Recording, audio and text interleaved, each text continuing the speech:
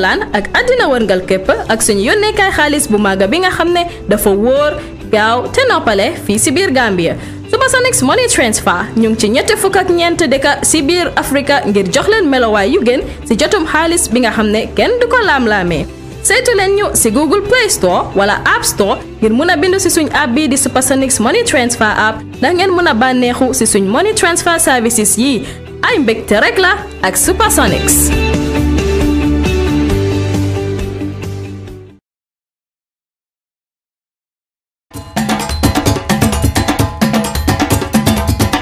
Dama start bombing since I was a young child, xam nga.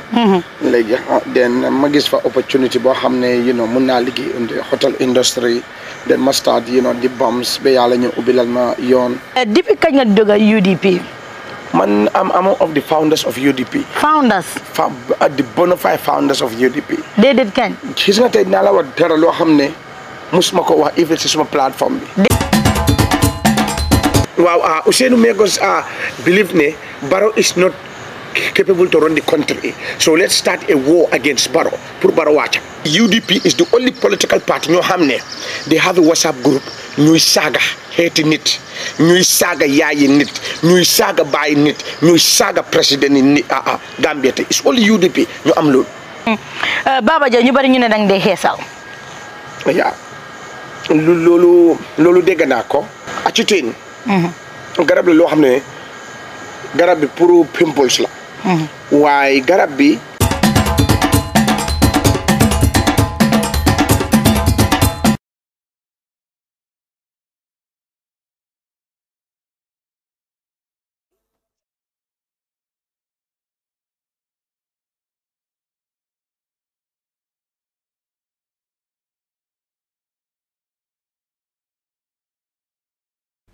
Media representatives here present, ladies and gentlemen, greetings to you all, and my sincere thanks to you all for attending this afternoon's press briefing. This press briefing is timely, as we just concluded our Congress and witnessed to it ended. It was not only chaotic, but full of anomalies. A Congress should not be conducted in a manner we witnessed, especially given the history of the PPP and the high standards it has set over the years, anchored on credibility and integrity. Being known for my resoluteness, I will not allow any compromise of my integrity to take place. Charles H. Dyer said, and I quote, "Conduct reveals character, and we best understand integrity when we see it lived out in a person's life." This means that I shall not participate in any activity full of abnormalities as detailed below, and be held to ransom by a selected few. Ladies and gentlemen here present, first, there was no due process.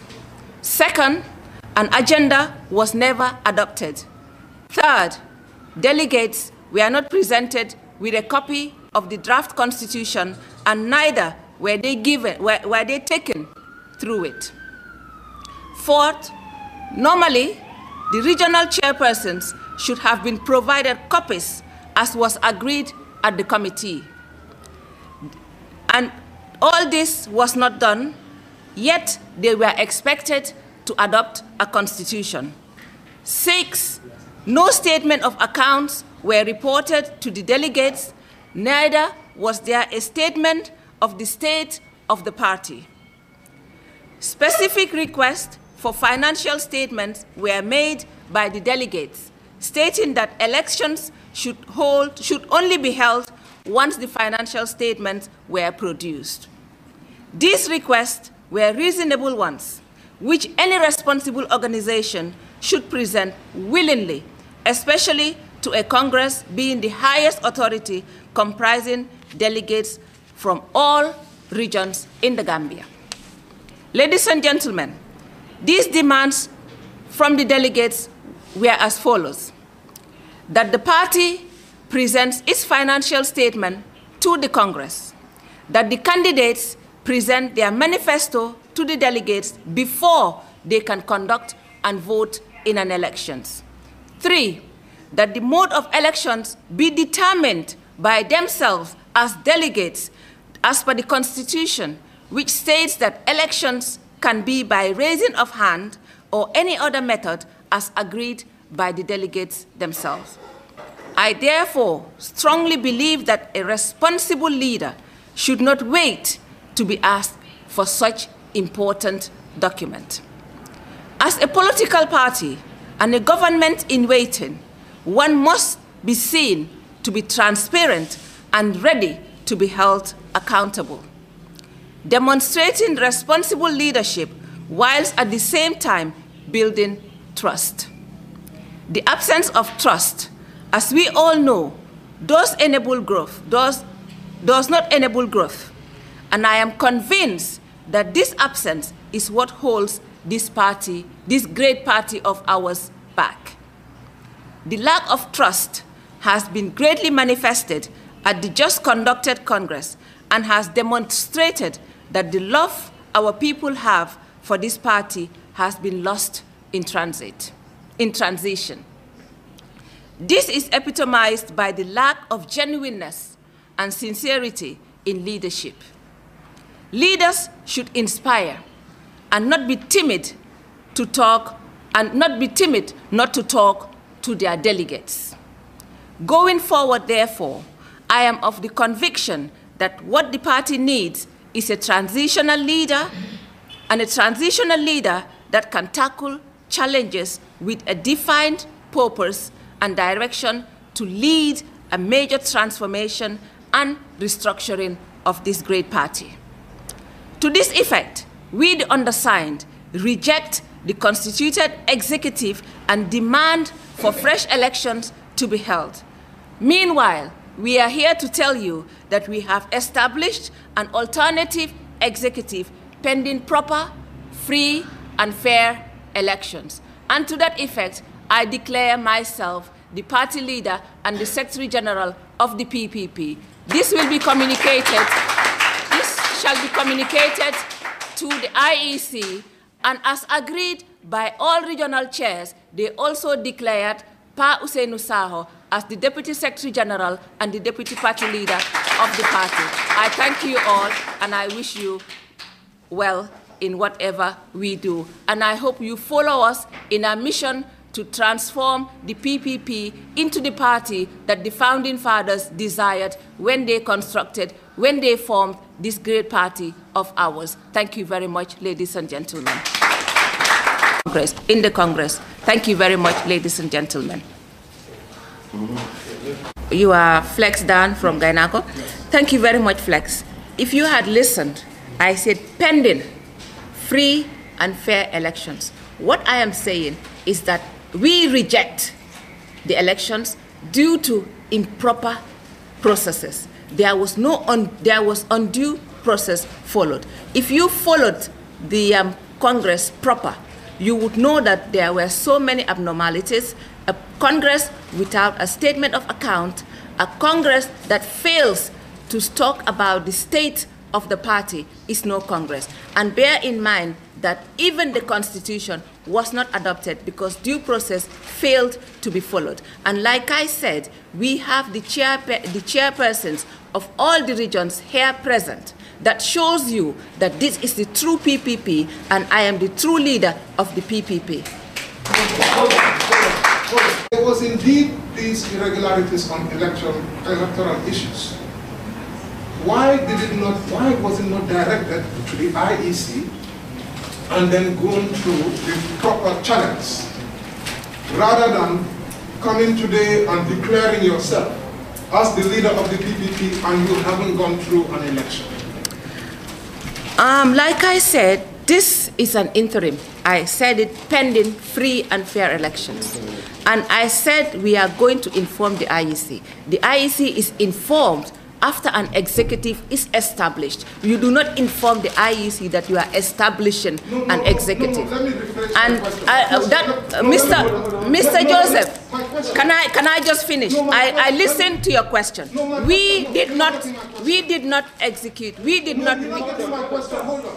I'm not saying that you should inform NIEC. Okay. I'm saying this is an electoral matter. If you, Yahya Jammeh, when he disagreed with the electoral results, he has to complain through the IEC and then go through the right channels, court, legal, and all that. This is my question. Okay. We cannot leave the party in tandem. We cannot have a vacuum within our party.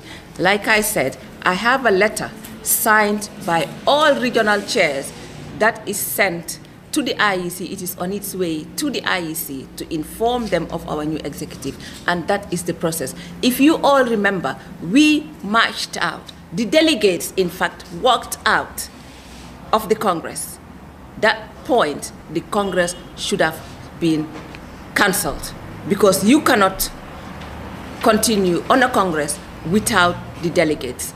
And I was told that the elections proceeded. How can one go for elections without the actual candidate being present? That is a great abnormality. Maybe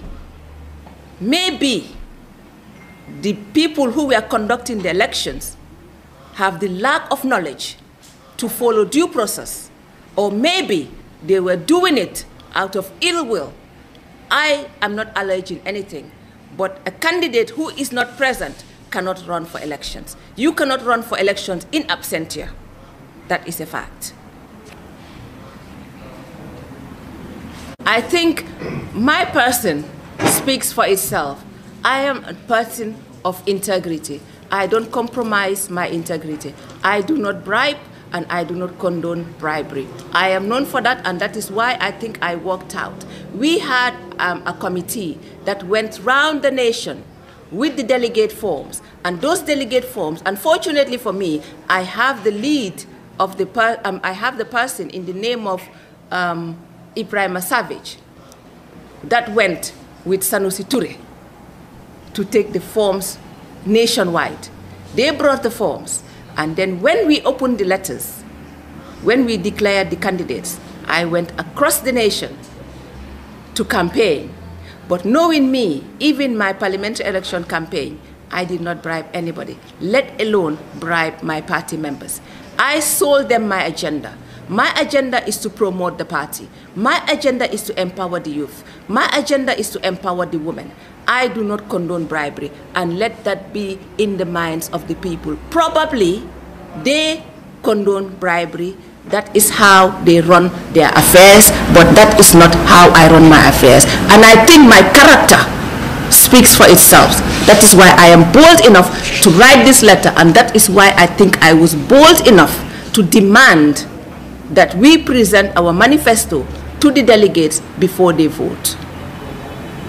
Now, what they're saying is... Sit in the meeting, because in our constitution it says voting should be by raise of hands or any other method as agreed by the delegates. So it is not for me or for any person to decide. We recommend. And when I said yes, because I thought that would be the easiest and the most cost-effective, because we are a small party. We do not have that resources. But then if somebody can finance that, and if it's going to be more democratic, when we discussed it further, it was even that day that I said I thought it was more cost-effective and quicker. But then it was explained to me that it will divide the party, because we are one big family. Nobody should know who votes for who. That is for credibility and for the advancement of the party, so that whoever wins, we will go as one big happy family to avoid any enmity within the family. When I was told that that might happen, I said, okay, then I've changed my mind. But the reason I said that was for cost effectiveness and for faster participation of the delegates, just to raise hand. But then when we agreed on that, we agreed that it was only the delegates and the electoral commissioners that would be there. But then they decided that all party members, everybody would be there. And to me, I find that embarrassing for some people, because we are all one happy family. So I think that was compromising the party at a point. These elections, all I did was, when they went around the nation, took the delegates. That was when I went. In fact, I asked the office, the secretariat, for the names and the numbers of the regional chairs, so that I will meet them and sell my agenda. Because for me, it is the regional chairs that would inform the delegates. I did not even go looking for the delegate, because I left that to the regional chairs to educate their regions as to the best interest of the party. So for me, I do not condone illegality. I do not condone bribery. That was why I walked out, because when there was undue process, if you know the PPP and you know how it was formed, you will know that integrity and the dignity of the party is well respected. That was why Sir Dawda Kairaba Jawara, with the first referendum, he rejected it, even though he rejected it because they do not have the numbers that were required for them to proceed. That was why they had a second referendum in 1970, which made him the Prime Minister. The PPP's integrity must be maintained. I don't think you will see a legal battle. I think the IEC will do right to this great party of ours. That is why I don't want any friction, and I said we are an interim until a proper and fair election is conducted. What happened with Bibi Dabo? I was there personally during the elections, but I did not witness the process of gathering the delegates. So I don't know whether that was where the abnormalities came into being. But the elections that I saw was free and fair. And he lost. I supported Bibi Dabo during that elections. I campaigned for him, but probably I did not know how it was done, because I did not go to tour. I did not go, because what happened was that both candidates went together on tour. Both candidates, the secretariat collected the delegates, and I would only assume that that was not done properly, but the elections itself was properly conducted. That is why I said the elections were free and fair, but I cannot comment on the way and the manner that the delegates were taken. And I think that is what Bibi Dabo, petitioned against. I am not sure, but I am focusing on the ones that I know, on the one that I went on tour, on the one that I campaigned, on the one that I witnessed from start to the end. We consider deviating from the purpose of this press conference. The purpose of this press conference is regarding our past Congress. It is not regarding, but yes, I will answer. I was invited to the URR meeting because probably I am from URR, and Banjul I also attended because I am a sitting member of parliament in Banjul, and this is a Meet the People's tour which I as an MP mandated through the constitution and provided the funds for. Whether it was political, I don't know, but for me, I went there purposely representing my people. But the reason we are here is to talk about the past Congress and the abnormalities of the Congress. Whatever an interim executive declares or states, we are looking at the way forward. Going forward, we want to strengthen our party. And a political party in opposition is a government in waiting, and that is what I want my party to be, a proper government in waiting, waiting to win an elections and be the government. And that is my purpose and my wish for my party, not sitting, waiting to lounge on an other man's villa. Want to strengthen my party, make sure it is a strong party that is relevant in the political field of this country, that is of significance. Whether we are going to be in alliance with someone, when we go to make an alliance, we will be a party with significance. Is incompetent and they don't do what they are supposed to do, because I cannot preempt. I am a responsible person. I send my petition and I ask them to, and then I will follow up and make sure that, but I cannot preempt. We cannot say that we will ask me in 2 weeks what has happened and I will answer. But before that, I cannot preempt, because that is accusing the IEC of incompetency, of not taking up their responsibility, and I am responsible to think of such. I think that makes more emphasis the reason why we should run the party. Because if an executive is there and cannot follow the treasurer and have the audacity to go for a congress without a financial statement and ignore that, I think that is not a worthy executive. That is why I think I walked out, because I don't want to be part and parcel of something that is incompetent, of something that is not done the right way. Because like I always say, I have to guard my integrity. And I go back to your question when you said they accused me of bribery. A person that guards their integrity cannot be a person that would give bribe. We have our regional chairs. If you want to ask them any questions regarding their experiences, because we had it tough during the elections, during the Congress, some of them were told, if they ask you where I'm staying, they said, are you here for Touma Njie? If you're here for Touma Njie, we don't have a place for you. If you're here for Touma Njie, we don't have food for you. If you're here for Touma Njie, we don't have water for you. There was a point that they even sent the police to arrest people that were there for Touma Njie, and they can attest to that. They did not tell me, of course, because nobody dares come and face me and tells me any old rubbish, because they will face the lioness then. But then they told them and they reported. I just said to ignore, because time is running out for them. And you know, when time is running, you have to rush and grab whatever you wish to grab. But we are not here to fight. We are one big family, the PPP, the founding party of this nation, and we want to withhold, we want to maintain the dignity and the integrity of the party. And that is the only reason why I walked out, because like I always say, I will not be part and parcel of anything that is done wrong. So the new structure is we are awaiting proper elections.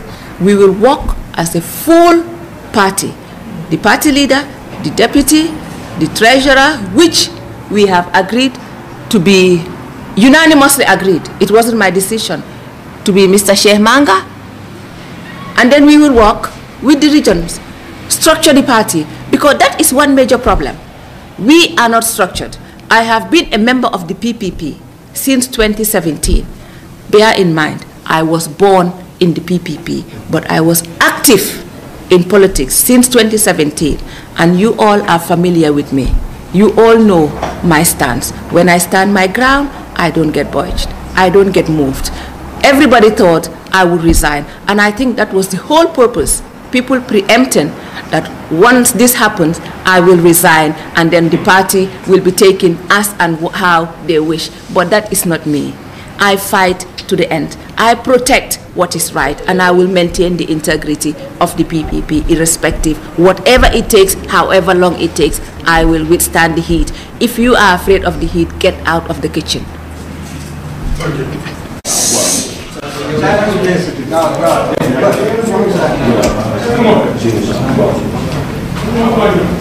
Yeah, I want to speak in Mandinka. Assalamu alaikum wa rahmatullah. Be ala tentula be salla kila ni mama. Be ala danna fa ala sala nemo kafu. Ala bala fa na nemo asajinde kila ka Muhammad sallallahu alaihi wasallam ani misil mafrol be. Akadanya kontano tikana jam pour ka diamu jam. Mais si jam wala nyindi ko kana ka PPP la ko diamu. Because ndala no congress wala no brikama ba and congress on amanta ku. Ntamu to mu bakar barolati lota no council ya la PPP le. Bari mankanye. Ni aje manganye PPP man structure soto. Imam ma ko ribunda soto. Ya fahamle. And then mbodo je ndala no congress wala brikama ba. Kamenta congress la kujama bale la tankanje anunga kujama la jameni yalon ko inisilo manta follow ndelebe ela kia USB ani kia central ani kia east ndelanga be coordinate ni congress na mol men boda kia east kia central imang ngebe la to safe ngebe to register but kabin carte fa wasita ima sonka photos card di bela na mankente e photos card dindela because of yentalonne wala sa photos card dindela and then journalist membe jangala kuma jamal mo ya kana boss ñin ka menna kanyin ka ro ka foko Fatoumatta mo le bribe wala ka fengol di mo la tuma man gambia belong amani regional may belong because PPP imam committee soto. We have no structure. We don't have any committees. I'm a councillor. I have no committees at Kia West. We have no committee at Kia Central. We have no committee at Kia East.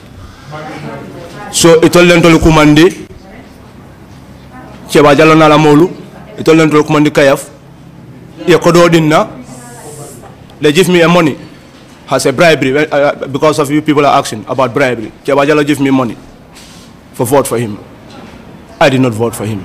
Niaja mankarte o faya wala nyinti ko nga carte o faya PPP atita nyato because ila kunko ni adoku ya pinde ila kunko ya fenende ila gadino ya adoku e ka jele ke je ani jambando so man ni ma joni jambando ke la FIFA ka abeti nyalale ndol be ka doku ke su nyaro ni tapale ya membe ka kay ndato ito le camp yake because they don't have structure tuma nata la afuta tan tolima ani kuma sanewa anata la ni kuma futa ma meyalan ko olbe gambia dingol na fala anata la ni kuma futa ma meyalan ko olbe PPP na fala pipa tuma man ko didi mola amam mo bribe because amantol long si nyakil na futa ma ke wajalo na man nan de la bun kono ndelo do consular 2017 for say ya famne che wajalo man ntelong ay ndelo na tendong bara man na dimbaya long amana bungolong tuma na tan bun kono before the election before the congress. I understand and then brikama ba communicate je nana maje congress la because baka dabala congress nte bijele su ñaro la kata je anin tapale ya boye bonam banjun iko bato safela kiya su ñaro lam moye bonam birikama iko bato safela foni su ñaro lam ya famle ntol ni tol bele sita ñoka nga safero ke kare abota kiya wesle bar sa o mo nanol kono ene e kaddi mo kilina e man kaddi ni mo sabo bela e ko mol to safa le e ko mol la kadje su ñaro la bije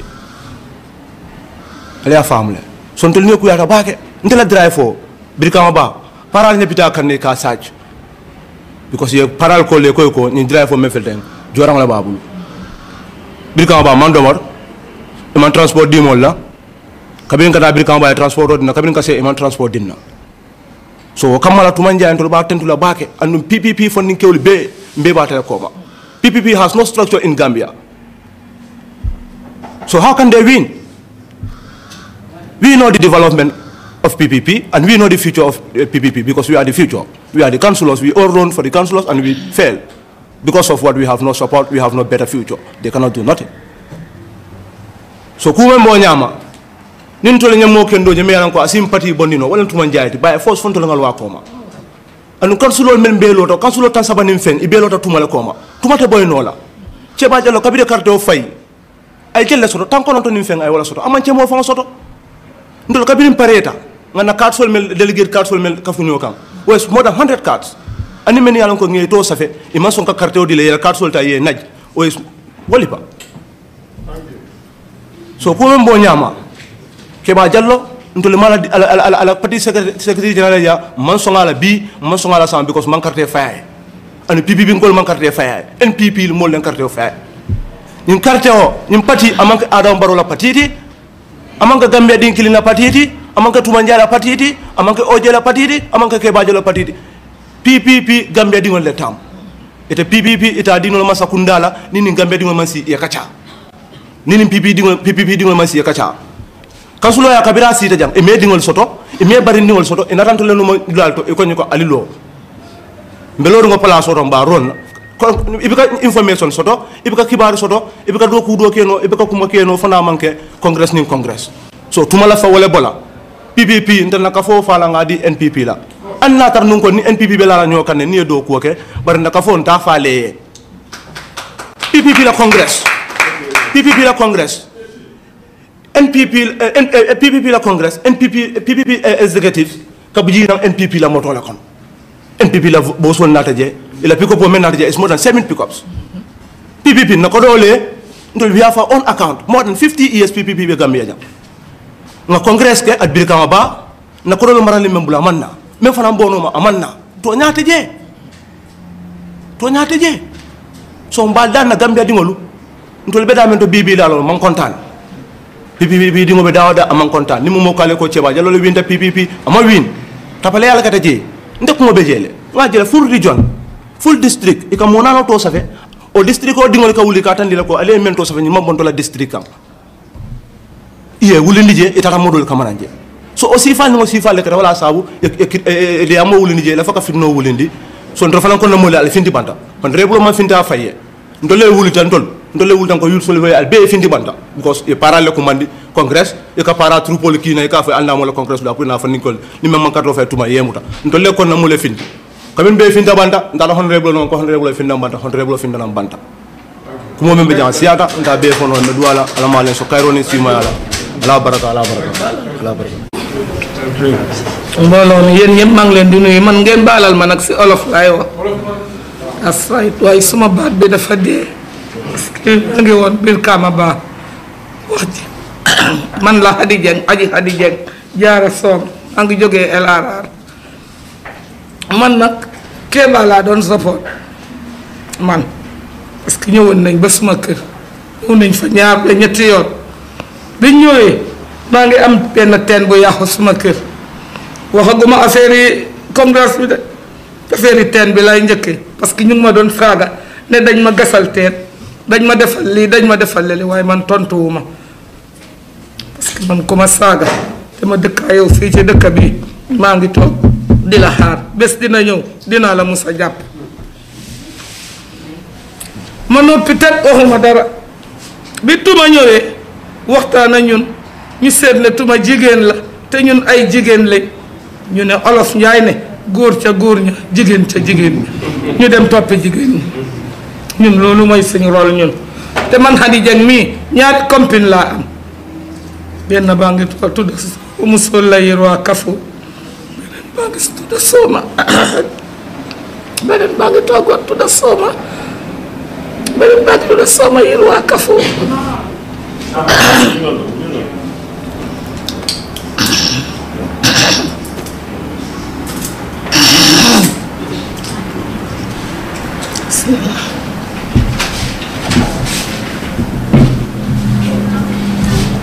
beneen baa ngi tudda Seere Nene Goto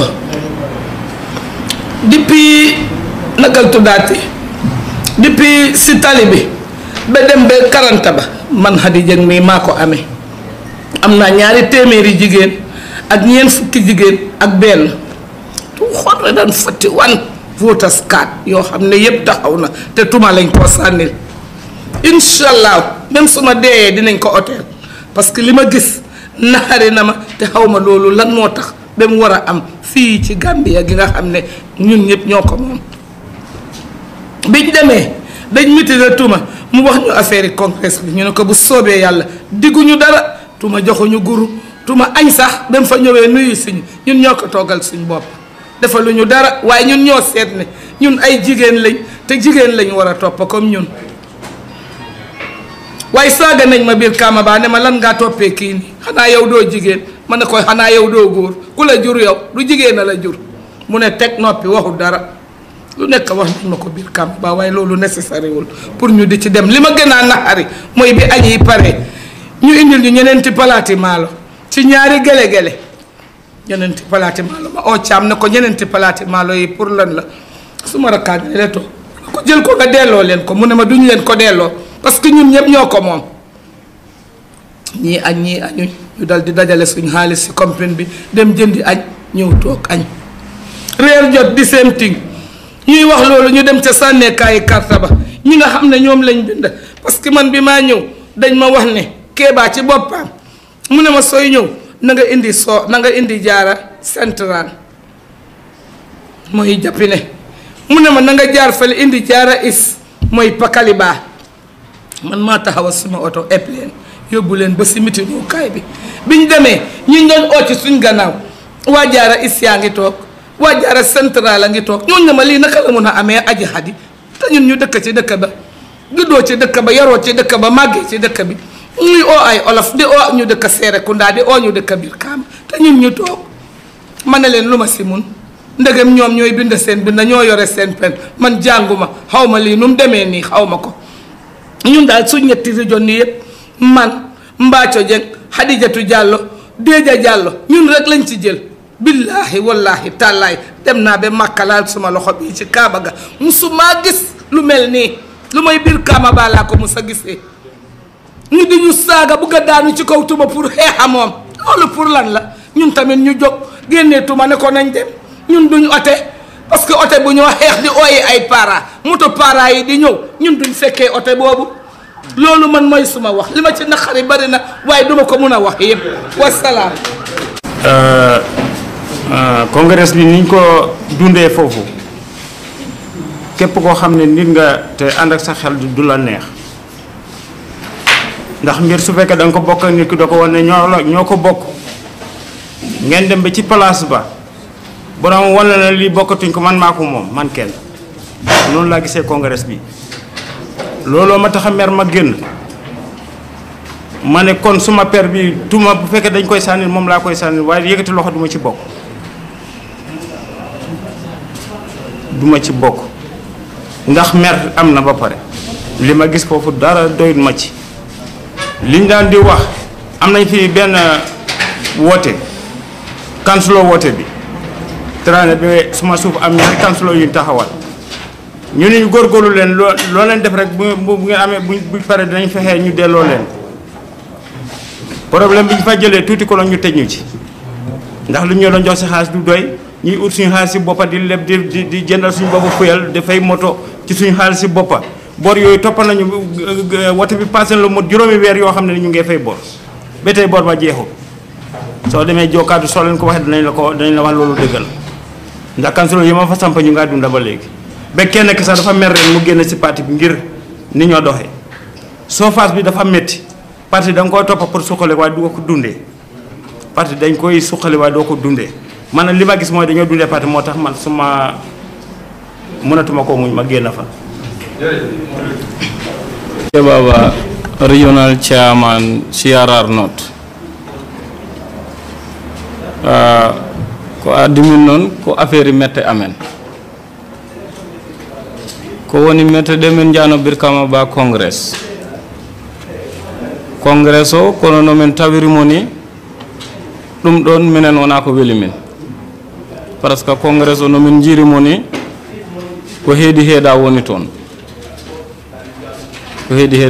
because sa dartinimama sa kala jaaɗo to congress to a yi sa min hoore am no paraɓe ɓe gabori kam ɓe kam jiɗi wat arrest ɓe kala haalaji maɓɓe ɓe gara ɓe kam lamdo hono mbiteɗa oɗon jiyeɗa fof ɓe mbaɗa ɓe kam kolla dal pour ha me hula way min wona me kulowo because neɗɗo kam sa woni e gonga tan wota hul min élection o no jiirumomi ni toon presque kala bindanoɗo pour vote gol onon fof ɓe gitti on min no jiirumi ni ko fof ɓe gitti because min region amo ko 5 constitution kono ko 2 voti ko heddi ko fof ko Birkama Ba naaɓe Serekunda naaɓe mi anda hoto naaɓe ko ɓen goti toon te joni ille kala inde windanode pour vote gol noɗo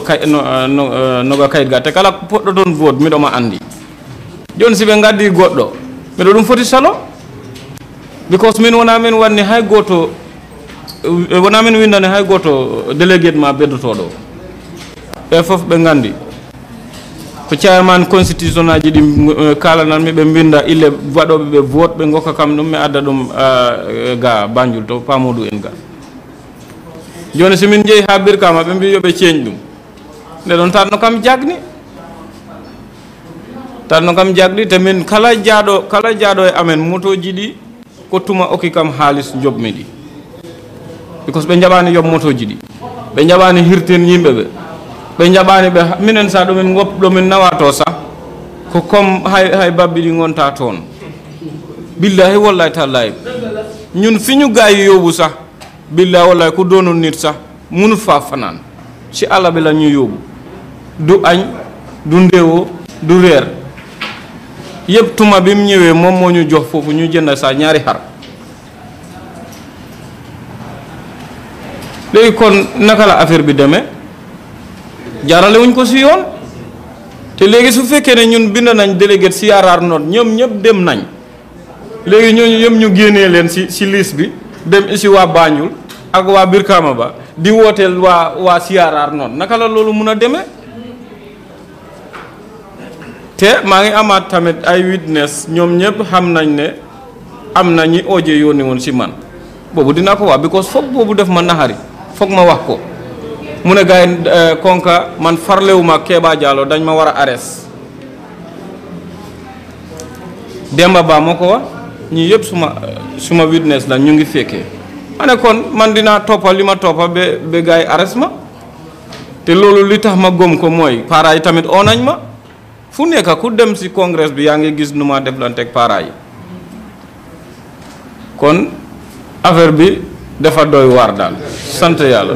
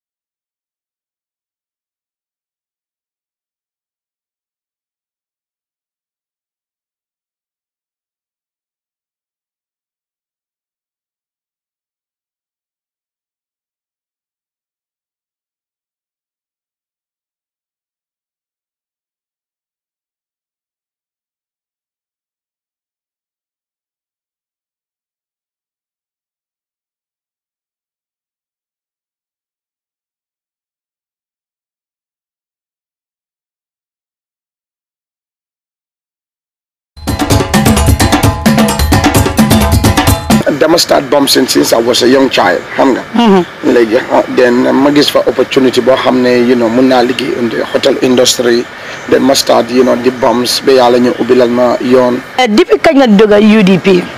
Man I'm among of the founders of UDP. Founders. The bona fide founders of UDP. Déedéet kañ. Gis nga tey dinaa la wax dara loo xam ne musuma ko wax even si suma plateforme bi.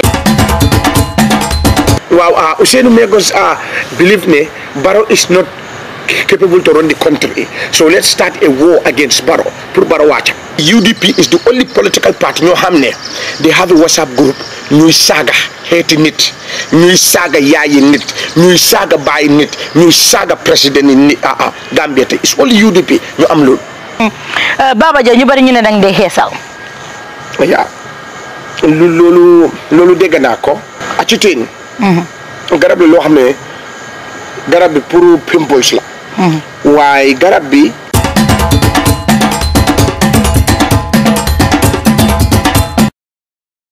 Semina Star di African place bu ñepp doon xaar képp ko bëgg sa taar wala bëgg sa buy bëggal sa xol dawal foofu ci Semina Star amal nañ leen lii di organic and body hair oil soap for hands and smooth face whitening soaps waaye tamit amal nañ leen lii di hair spa cream for face and body with no chemicals all natural waaw all natural laa leen wax de xanaa li neex daba noppi waaye nag emuñ foofu rek ma ne xéewal day mat moo tax nag ñu amal leen lii di African clothes amal leen lii di baby carrière di mbootu ma ne ana yaay neene yu baax yi daw si leen gaaw amal nañ leen tamit lii di turban hats bonnet fancy face mask képp koo xamante ne nag bëgg nga am ñii di Semina Star mun nga leen a contact si seen email adresse bi di seminastar@gmail.com wala nag foofu di seen website bi di seminastar.com bagage yu yaañ yii nag amut ci benn African country jamono juñ toll nii waaye nag am na ci European countries yi ak American countries yi